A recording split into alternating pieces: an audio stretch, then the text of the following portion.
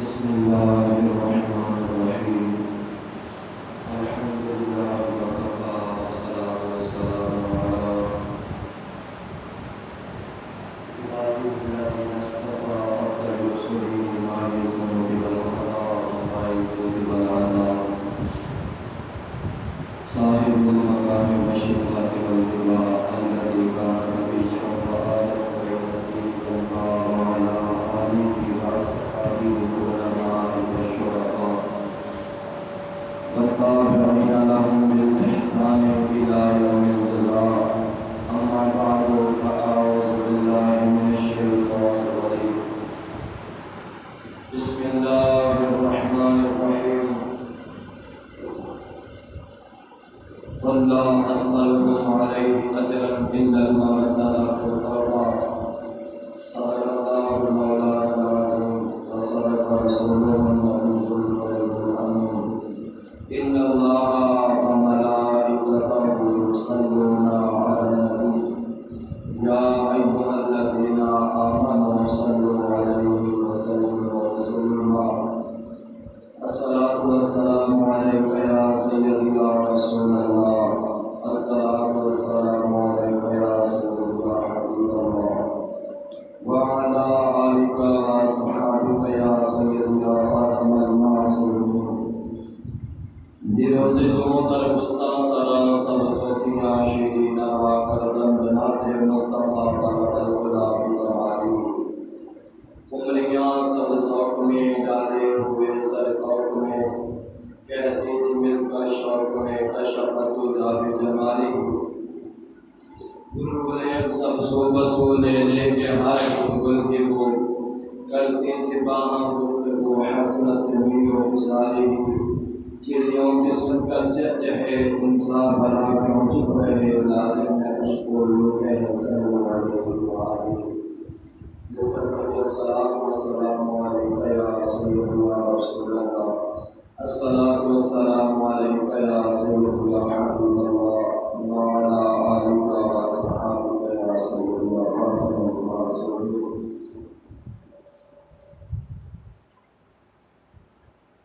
مولاي صل وسلم دائما أبدا على حبيبك خير الخلق كلهم محمد سيد القولين والثقلين والفريقين من عرب ومن عجم مولاي صل وسلم دائما أبدا على حبيبك خير الخلق كلهم منزه عن شريك في محاسنه فجوهر الحسن فيه غير منقسم مولاي صل وسلم دائما أبدا على حبيبك خير الخلق كلهم يا رب بالمصطفى بلغ مقاصدنا واغفر لنا ما مضى يا واسع الكرم مولاي صل وسلم دائما أبدا على حبيبك خير الخلق كلهم ثم بدا عن أبي بكر وعن عمر وعن علي وعن عثمان ذي الكرم مولاي صل وسلم دائما أبدا على حبيبك خير الخلق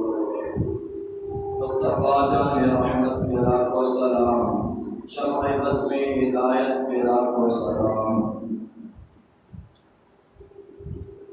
اس طرف اٹھ گئی دم میں دم آ گیا اس نگاہ عنایت پہ لاکھوں سلام مصطفیٰ جان رحمت پہ لاکھوں سلام شمع بزم ہدایت پہ لاکھوں سلام پتلی پتلی گلے خود سے کی پتیاں ان لبوں کی نزاکت پہ لاکھوں سلام مصطفیٰ جان رحمت پہ لاکھوں سلام شمع بزم ہدایت پہ لاکھوں سلام دور و نزدیک سے سننے والے وہ کان دور و نزدیک سے سننے والے وہ کان لالے کرامت پہ لاکھوں سلام مصطفیٰ جان رحمت پہ لاکھوں سلام شمع بزم ہدایت پہ لاکھوں سلام وہ زبان جس کو سب گنتی گنجی کہیں وہ زبان جس کو سب گنتی گنجی کہیں اس کی نافذ حکومت پہ لاکھوں سلام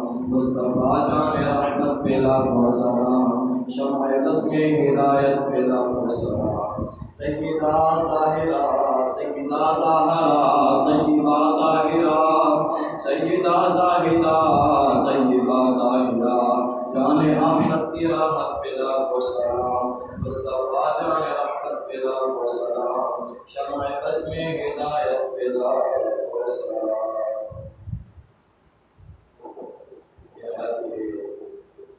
سارے تمام موضوع بزرگوں اور دوستوں اور ساتھیوں، آج ماہ محرم کا آخری جمعہ مبارک ہے،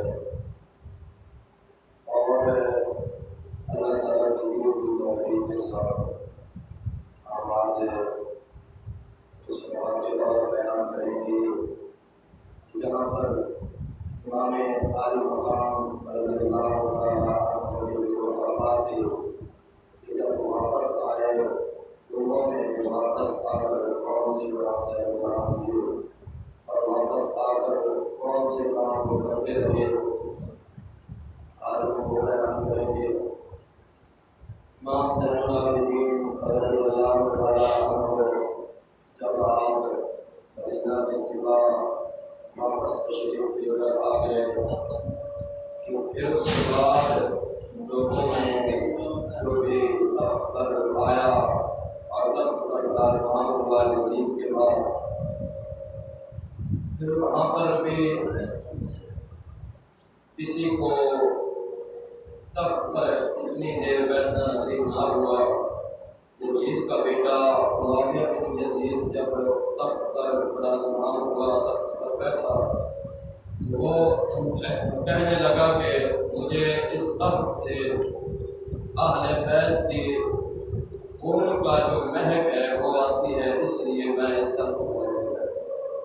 پھر وہ بھی تخت سے اتر گیا، اور اس کے بعد جو معاملات گزرے ان میں سے پھر حضرت عبداللہ بن زبیر رضی اللہ تعالیٰ عنہ ان کی لوگوں نے بیعت کی، بیعت کرنے کے بعد ان کو لوگوں نے اپنا امیر مقرر کر دیا۔ ادھر مروان نے ایک چال کھیلی، اور وہ بھی تو مصر اور شام کے جو علاقے تھے وہاں پر وہ تخت نشین ہو گیا۔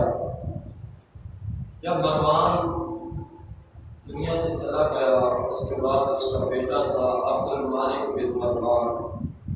اس کے بارے میں کہا جاتا ہے یہ بڑا سخت دین آدمی تھا اور بڑا ظالم قسم کا آدمی تھا، لیکن میں آج آپ کے سامنے وہ راز بیان کروں گا کہ اگرچہ مسلمان بادشاہ ظالم ضرور تھے لیکن ان کے اندر غیرت تھی۔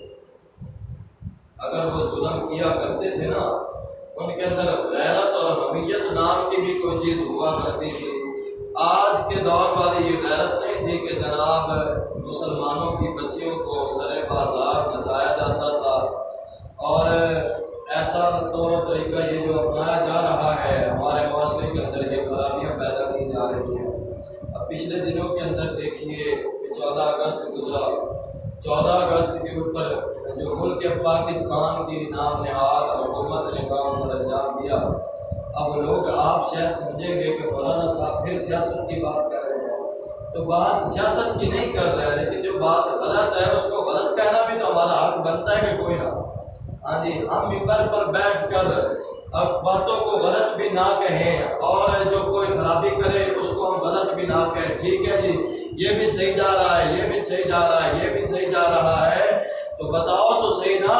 امام حسین رضی اللہ تعالیٰ عنہ نے جو مقام بیضا پر جو خطبہ ارشاد فرمایا تھا کہ جب کوئی ظالم اللہ کی حدوں کو توڑے، جب کوئی بادشاہ اللہ کی حدوں کو توڑے، امام حسین رضی اللہ تعالیٰ عنہ نے فرمایا کہ اگر اس دور کے اندر کوئی بندہ اس دور کے اندر اس ظالم کی وجہ سے خاموش رہے، امام عالی مقام نے فرمایا، امام الانبیاء نبی پاک علیہ السلام نے انہوں نے حضور سے روایت کیا تھا کہ حضور علیہ السلام نے فرمایا اللہ اس بات کا حق رکھتا ہے کہ اس ظالم کی جگہ پر وہ جو خاموشی اختیار کر کے بیٹھا ہے اس کا انجام کرے۔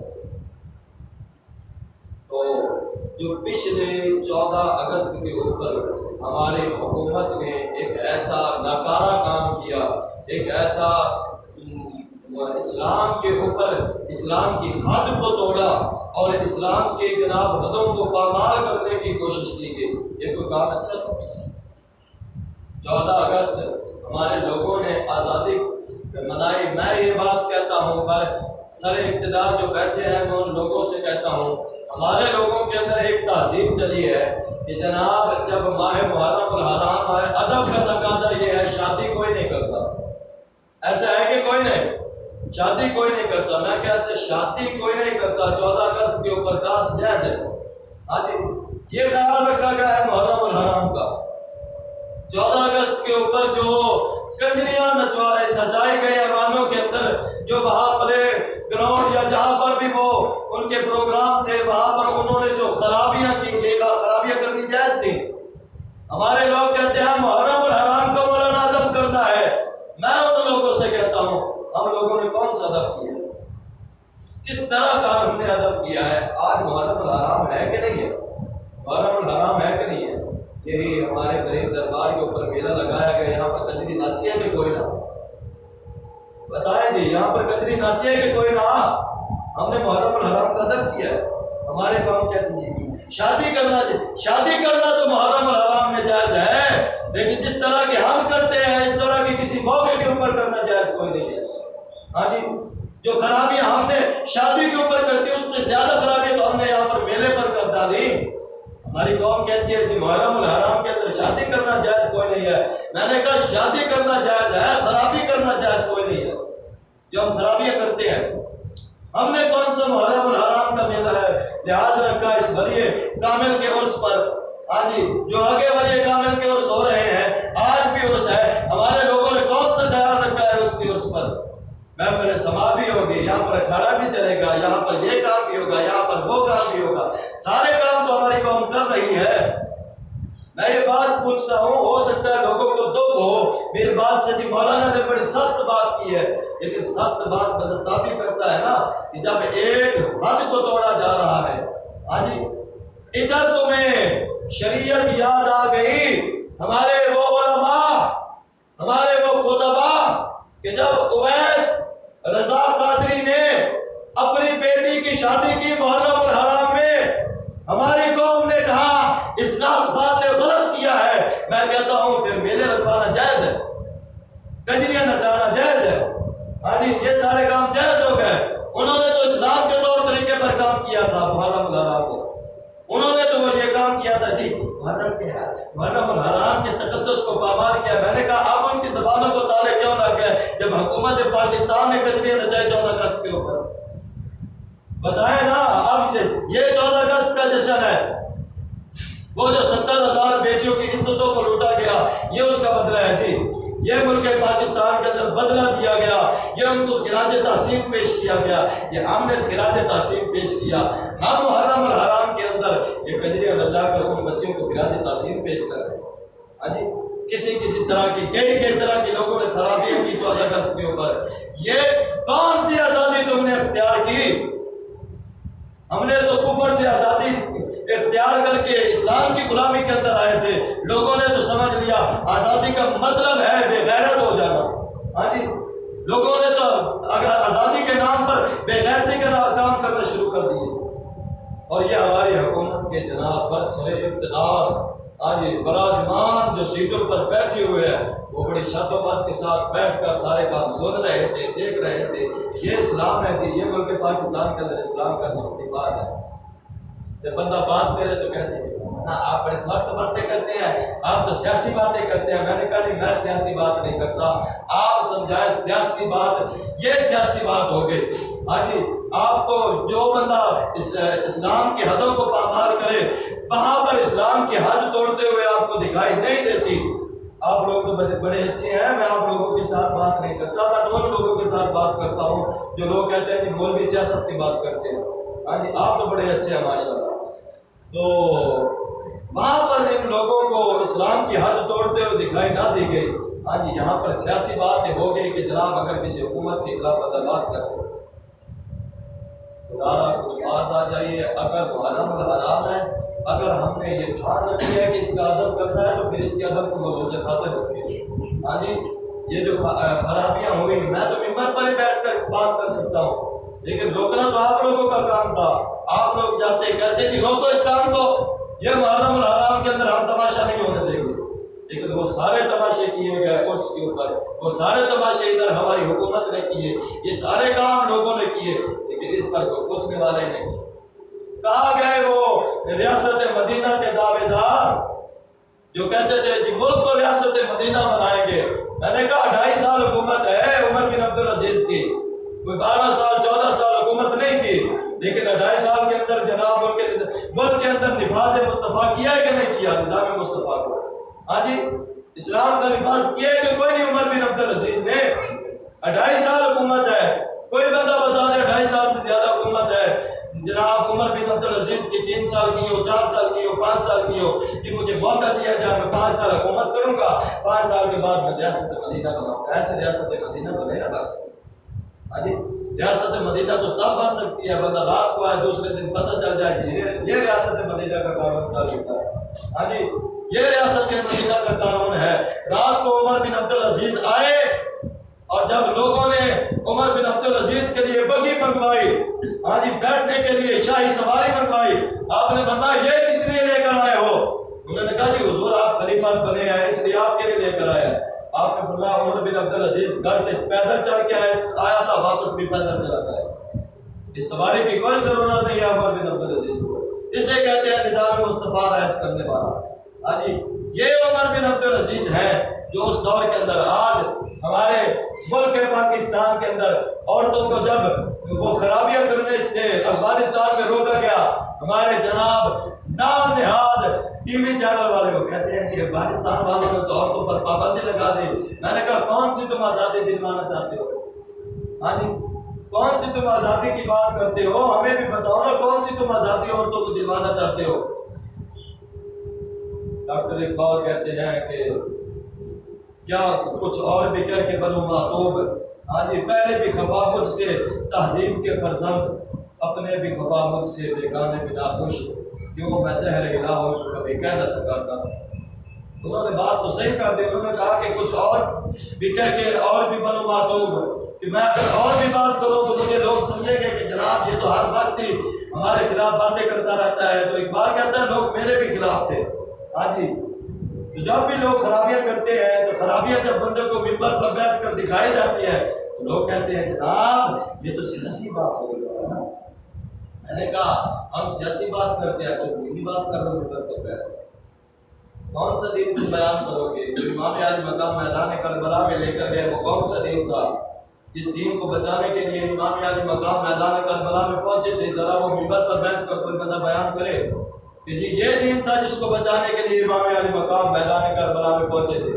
بس ڈاکٹر اقبال فرماتے ہیں بتائے شیخ ابن علی آیا تھا کیوں میدان میں، اگر ہو سکتی تھی حجرے میں بھی شمع ایمانی روشن، ہاں جی اگر حجرے کے اندر بیٹھ کر شمع ایمانی جل سکتی تھی تو امام علی مقام میدان کربلا کیوں آئے؟ کیوں اپنے بچے میدان کربلا کے اندر اسلام پر نچھاور کر دیے؟ کیوں علی اکبر کی جوانی، وہ علی اکبر جس پر پورے جہان کے جوانوں کی جوانیاں قربان ہو جائے، وہ علی اکبر کی جوانی بھی میدان کربلا میں امام حسین نے قربان کر دی۔ وہ علی اصغر جس کے چھوٹا علی اصغر تمام دنیا کے چھوٹے بچے جس پر قربان ہو جائے، وہ علی اصغر کے جو چھوٹا پن تھا اس کو بھی امام علی مقام نے قربان کر دیا دین اسلام کی۔ کیوں قربان کیا تھا؟ کیوں بچے دیے تھے میدان کربلا؟ صرف یہی تھا کہ جو اللہ کی حدوں کو توڑ رہا ہے اسے روکنے کی کوشش کی کہ اسے روکا جائے، اس کے حکم کو نہ مان کر آپ نے بتا دیا قیامت تک جب بھی ظالم ظلم کے لیے نکلے گا تو سامنے اس کا حسین آئے گا یا حسین کا غلام آئے گا۔ لیکن آپ اگر بات کریں تو مولانا جی آپ نے سیاسی بات کی ہے، میں نے کہا تو دینی بات کر دیا، ہمیں بھی پتہ چل جائے نا تیرے دین کی بات کیا ہے۔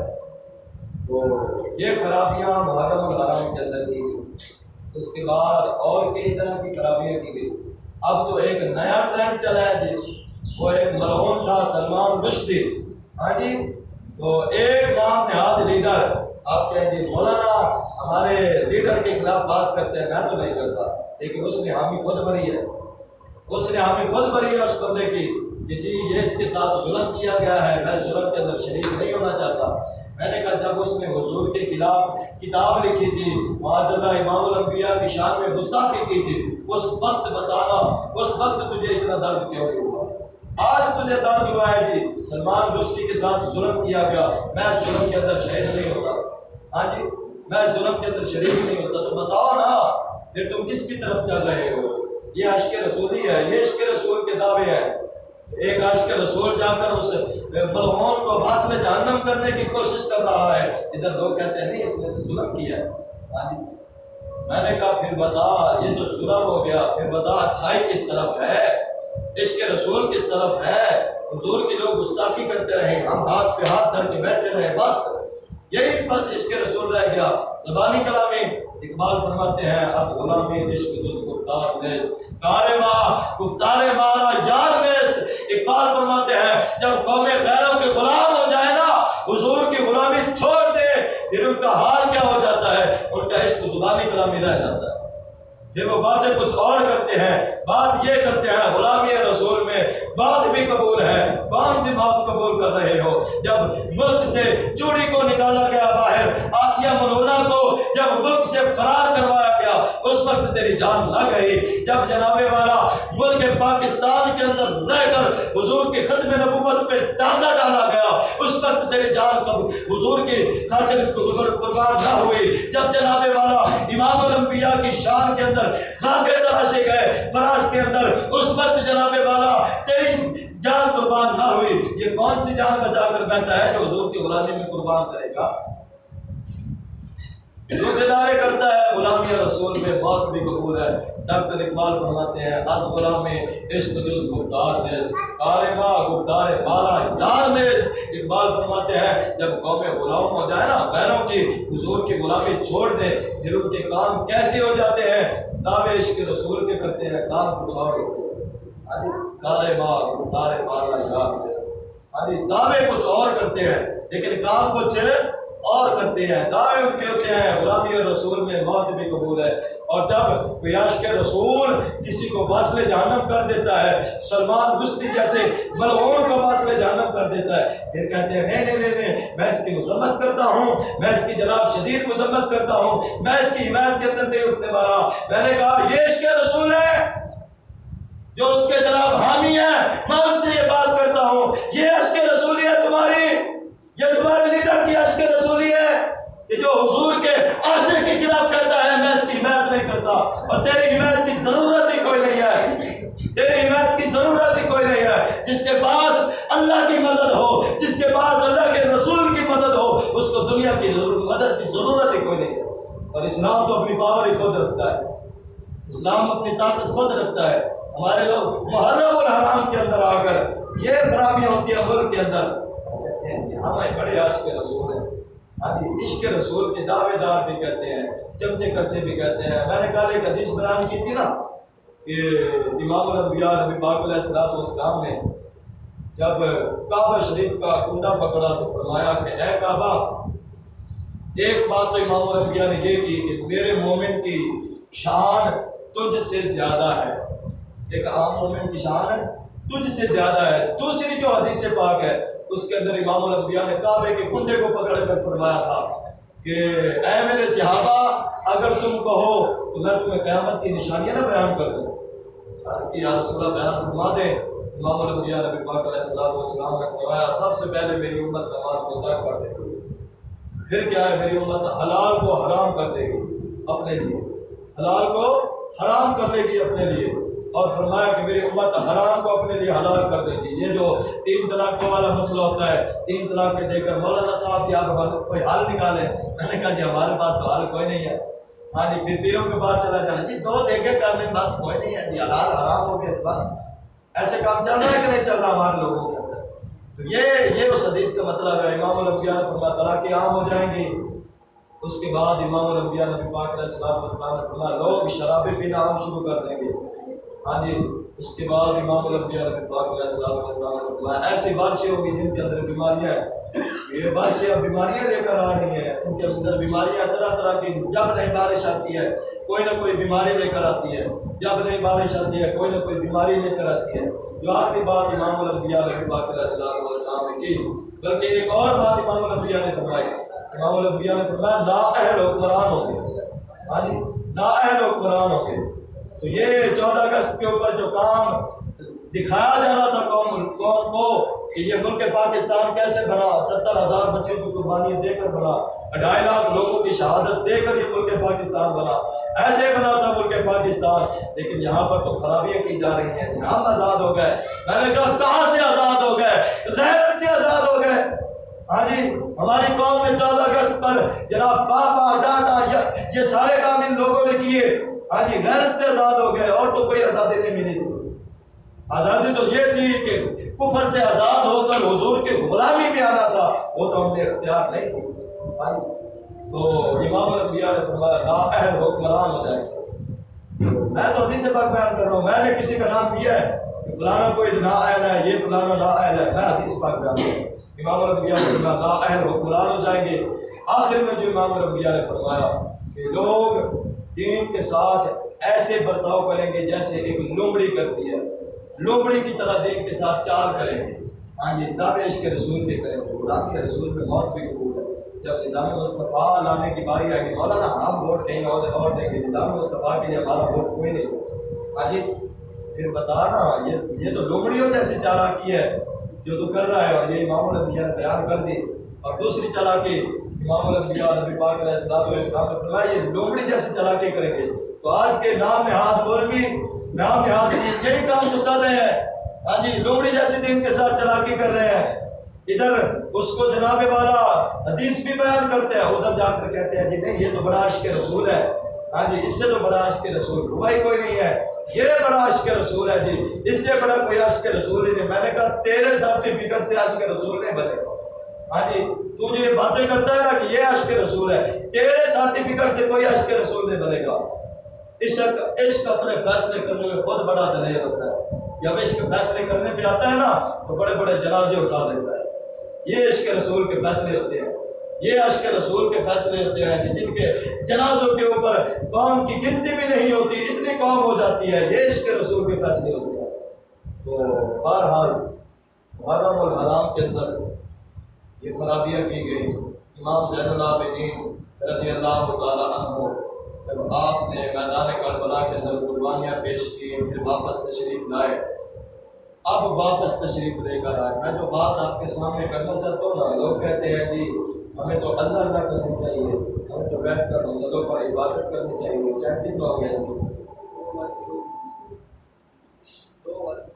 اچھا ہمیں تو اللہ کرنی چاہیے، ہمیں تو عبادت کرنی چاہیے، ہمیں تو ریاستیں کرنی چاہیے۔ امام زین العابدین کے بارے میں سنو، جب عبد الملک یہاں سے بات چلی تھی، عبد الملک بن مروان یہ تخت نشین ہوا تو میں نے بات کی تھی اس وقت لوگ بادشاہ ظالم ضرور تھے بے غیرت نہیں تھے، ظالم ضرور تھے بے غیرت نہیں تھے۔ فارس کے قلعے پر ایک مسلمان بچی کو ایک عیسائی گورنر نے جب ہاتھ ڈالا تو کہا کہ بتا پکار اپنے عبد الملک بن مروان کو، کہو لائے وہ گھوڑے جو اس کے پاس ہے، اگلے گھوڑے جو اس کے پاس ہے، لائے وہ گھوڑے اور آ کر تجھے میرے ہاتھوں سے بچا لے۔ وہاں سے ایک مسلمان گزر رہا تھا، اس نے عبد الملک بن مروان کو کہا اے عبد الملک بن مروان اس طرح ہوا ہے، مسلمان بچی کے ساتھ زیادتی کی جا رہی ہے۔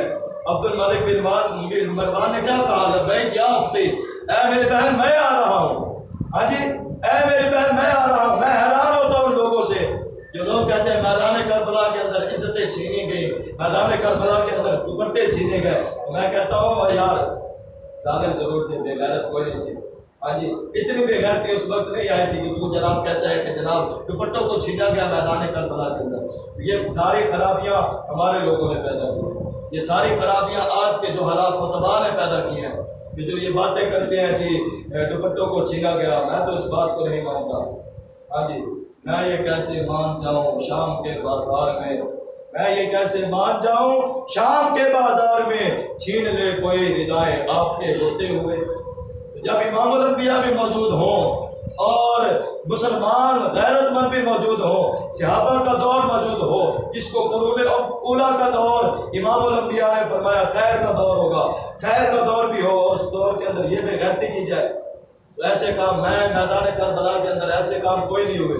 ان کی عزتوں کو کوئی نہیں اچھالا گیا، ان کے جناب پردوں کو کوئی نہیں چاک کیا گیا۔ اگر یہ کام ہوتے تو جناب اس ملک پر اللہ کی طرف سے عذاب نازل ہو جاتا۔ ایسا کام کوئی نہیں ہوا۔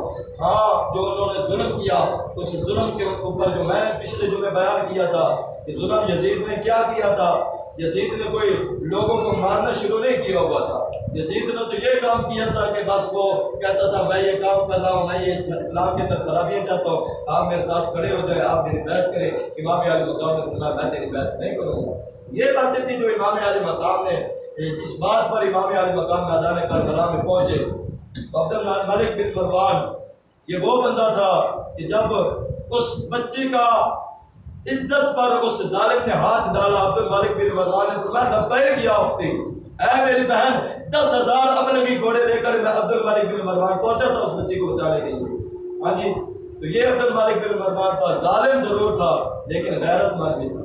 ہاں جی، ظالم تھا لیکن غیرت مند تھا عبد الملک بن مروان۔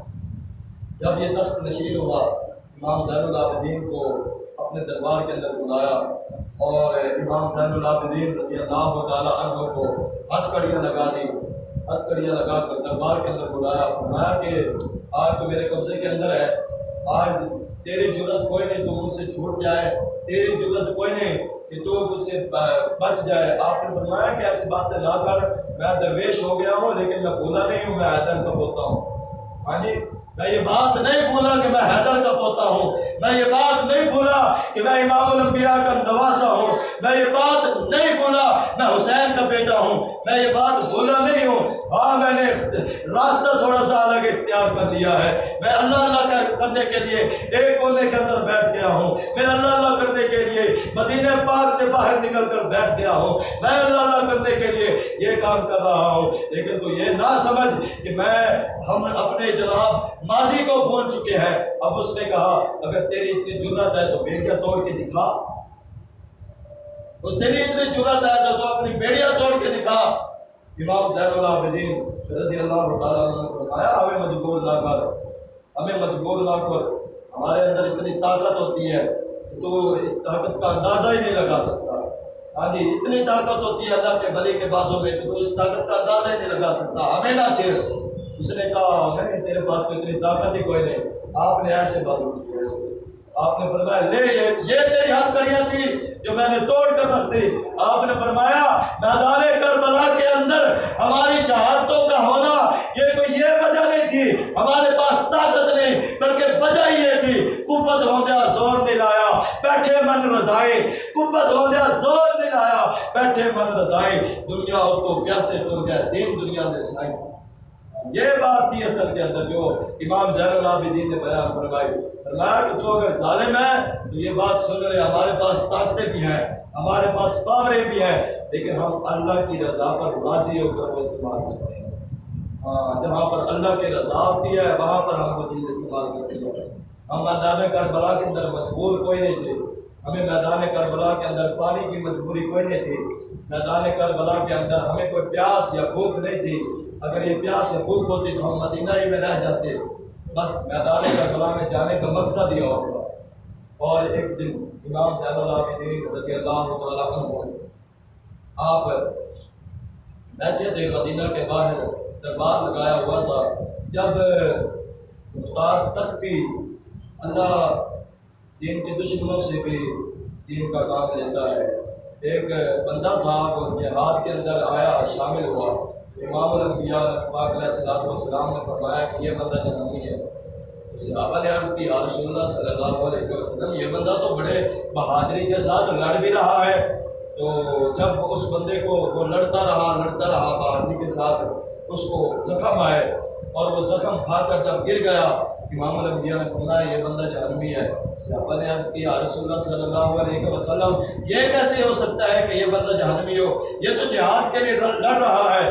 تھوڑی دیر گزری، اس نے اپنے جناب وہ جو اس کے پاس تھیلا تھا تیروں والا، اس سے تیر نکالا، اپنا قتل کر دیا۔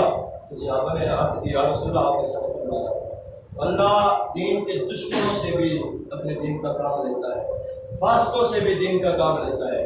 ہاں مختار سقفی نے بعد میں حضور کی ختم نبوت پر ڈاکہ ڈالا تھا، بعد میں وہ بھی نبوت کا دعوے دار بنا تھا، لیکن اس سے پہلے اللہ نے اس ظالم سے بھی دین کا کام کیا۔ ہاں جی، جب یزید کا ایک شمر جو لعین تھا اس نے امام علی مقام کا پانی بند کیا تھا اور امام علی مقام کو جناب والا شہید کرنے کے اندر وہ بھی ملوث تھا، جب وہ بھاگا مدینہ کے باہر آیا، اس نے آ کر دیکھا ایک خیمہ موجود ہے، پیاس بھی بڑے زور سے لگی ہے۔ جب وہ اس خیمے کے اندر داخل ہوا، کہا دیکھا تو امام زین العابدین موجود تھے، پہچان گیا، کہا کہ مجھے پانی چاہیے، امام زین العابدین نے پانی پلایا، پھر کہا اور چاہیے، آپ نے اور پلایا، پھر کہا اور چاہیے، آپ نے اور پلایا، جب پانی پیا پھر بیٹھا، تھوڑا سا سانس لیا، سانس جب برابر ہو گیا نا، وہ کہنے لگا کہ شاید آپ نے مجھے پہچانا نہیں ہے، شاید آپ نے مجھے پہچانا نہیں ہے۔ آپ نے فرمایا تجھے پہچاننے کی ضرورت ہی کوئی نہیں ہے۔ اس نے کہا نہیں پہچان لیجئے، میں وہی ہوں کہ جس نے میدان کربلا کے اندر آپ کے خاندان کو پیاسا شہید کیا تھا۔ فرمایا ظالم جب تو خیمے کے اندر داخل ہوا تھا میں نے تجھے پہچان لیا تھا، لیکن وہ تیرا کام تھا، یہ ہماری فطرت، یہ تیرا کام تھا، وہ تیری عادت تھی کہ تو نے وہ عادت دکھا کر اپنی جو تو نے اوقات تھی وہ دکھا دی تھی، یہ ہماری فطرت ہے، ہم نے یہ کام کر کے دکھا دیا کہ ہم تو پانی پلانے والے ہیں، ہم تو حضور کے نواسے ہیں، ہم تو پانی پلانے والے ہیں، اگر کوئی ہمیں تک بھی دے ہم پھر بھی دعائیں کرنے والے ہیں، لیکن ہاں حضور کی ختم نبوت پر ڈاکہ برداشت کوئی نہیں۔ یہ بات ضرور ہے، کوئی بندہ یہ کہے کہ اسلام پر ڈاکہ ڈالا جائے گا، یہ بات قبول کوئی نہیں۔ ہاں ہماری ذات، میں یہ بات میں بھی ممبر پر کہتا ہوں، ہماری ذات کو کوئی بندہ تکلیف دے ہم اس کو معاف کر دیں گے، لیکن حضور کو کوئی بندہ تکلیف دے ہم معافی نہیں دیں گے، یہ بھی اعلان ہے۔ تو امام زین العابدین رضی اللہ تعالیٰ عنہ ایک دن مدینہ پاک کے باہر ایک خیمہ لگا کر بیٹھے تھے کہ اس دور کے اندر ایک امیر کبیر آدمی تھا، اس کی بیوی، یہ عورتوں کی عادت ہوتی ہے، جو امیر کبیر عورتیں ہوتی ہیں نا